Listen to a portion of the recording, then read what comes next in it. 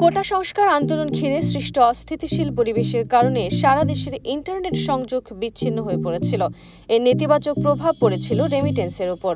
তবে টানা 5 দিন পর ব্রডব্যান্ড ইন্টারনেট সংযোগ ফিরে আসায় স্বাভাবিক হওয়ায় ধীরে ধীরে বাড়তে শুরু করেছে রেমিটেন্স প্রবাহ। আগের 6 দিনে বৈধ পথে মাত্র $7.80 লাখ রেমিটেন্স এলেও শুক্রবার থেকে রোববার পর্যন্ত 3 দিনে এসেছে $10.40 লাখ। রোববার পর্যন্ত গত 3 দিনে বৈধ পথে দেশে আসা রেমিটেন্সের পরিমাণ $104 মিলিয়ন।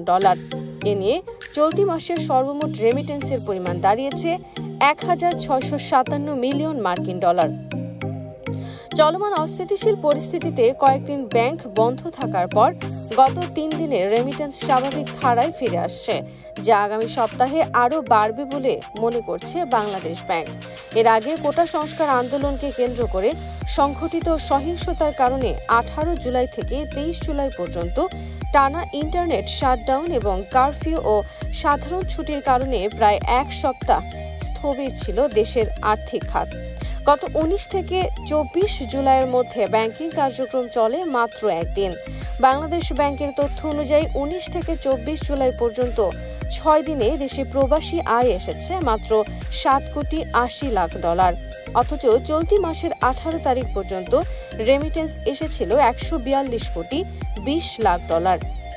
প্রতিদিন গড়ে এসেছে $7.90 লাখ।